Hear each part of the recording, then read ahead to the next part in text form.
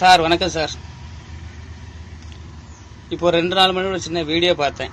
நம்ம Varun Kumar IPS sir ஒரு சுமதிங்கிற madam court பார்க்குறாங்க. அவங்கள சஸ்பெண்ட் பண்ணி எந்த டியூட்டியில் இருந்தாலும் துரத்தி விடுங்க. அவங்க வந்து அந்நியமாக பேசியிருக்காங்க, கம்ப்ளைண்ட் கொடுக்காங்க, ஒரு ரேப் கேஸ் நீங்கள் சொன்னீங்க. ஐயா நீங்கள் சொன்னது உண்மைதான். சரி, அவங்க ஏசிட்டாங்க. அவங்க எவ்வளோ மன உளைச்சல் இருந்திருப்பான்னு உங்களுக்கு தெரியுமா ஐயா?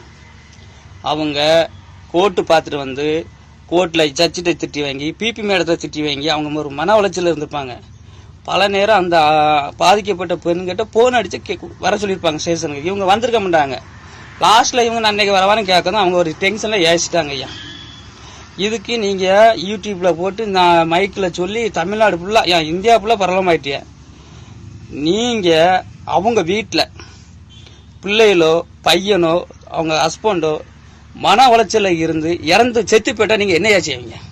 இதுக்கு ஒரு நியாயம் கேட்கணும். நீங்க எல்லாத்தையும் போலீஸை மட்டும் இப்படி காட்டி கொடுக்கீங்க. முதல்ல உங்களுக்கு சங்கம் இருக்கு, போலீஸுக்கு சங்கம் கிடையாது. அதனால ரொம்பவும் மட்டமா நீங்க நினைச்சிட்டீங்க. 2012 நான் சென்னையில் போலீஸ் குவார்டர்ஸ்ல தண்ணி திறந்து விட்டுட்டு இருந்தேன். அப்போ நீங்க ட்ரைனிங்ல இருக்கும்போது ஒரு பொண்ணு உங்க மேல புகார் கொடுத்துச்சு. புகாருக்கு நீங்க என்ன சொன்னீங்க? நான் ஒரு பெண்ணை தான் லவ் பண்ண உண்மைதான், அது நல்ல பொண்ணு இல்லைன்னு சொன்னீங்க. அப்போ அவ கெட்டவளா? நீ ஐபிஎஸ் பாஸ் ஆகிட்டீங்க. அந்த பொண்ணு ஐபிஎஸ் எக்ஸாம் எழுத வந்துச்சு, அது ஃபெயில் ஆயிட்டு. நீங்க உடனே மாறியாச்சு.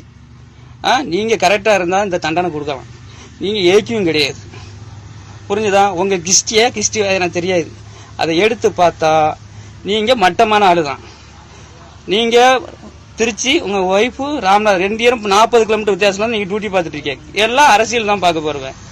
பாதிக்கப்பட்ட அந்த சுமதி மேடங்கிற வந்து 25 வருஷம் சர்வீஸ் உள்ள மேடம். நீங்க இப்போ வந்தாலும் அந்த சர்வீஸ் முதல் மதிங்க சார். அந்த பெண் அந்த மேடம் இப்ப எவ்வளவு மன உளைச்சல் இருக்கு. நம்ம ஐயோ நம்மள இப்படி பேரை போட்டு கெடுத்துட்டாங்களே. அவங்க செத்து போனா நீ தான் ஏன் பொறுப்பு? நான் உண்மையில சொல்லுதேன், என்ன பிடிச்சி உள்ள போட்டு போடு.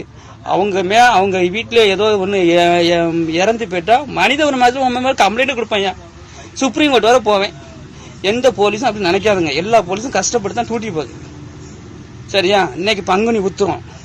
எல்லா போலீஸும் காடா ஒண்ணுக்கு கூட இருக்க முடியாது டூட்டி போகுது. அதனால போலீஸை வந்து இந்த மாதிரி பிரபலமா படிச்சு சஸ்பெண்ட் பண்ணாங்க. உங்க ஆபீஸ் கூப்பிடுங்க, வார்ன் பண்ணுங்க, இடத்த மாத்துங்க, இல்ல ஏஆர் அடிங்க, இல்ல பட்டாணியனுக்கு அடிங்க. சும்மா போட்டு சஸ்பெண்ட் பண்ணி நீங்க பிரபலமாதுக்கு இதாயா கிடைச்சி மைக்கு, கவர்மெண்ட் மைக்கை பப்ளிக்ல யூஸ் பண்ணக்கூடாது. அதுல இருந்து இப்படி யூஸ் பண்ணிடலாம். அப்போ உங்களுடைய அதிகாரத்தை தான் நீங்க பயன்படுத்துறீங்க. ஐபிஎஸ்னா அண்ணாமலை மாதிரி இருக்கணும், இருக்க முடியுமா? உங்களுக்கு சங்கம் இருக்கு, நீரு சங்கத்துல சொல்லி உடைச்சிட்டு வந்துருவாரு. போலீஸ் சங்கம் கிடையாது, பாதிக்கப்பட தான் செய்யும்.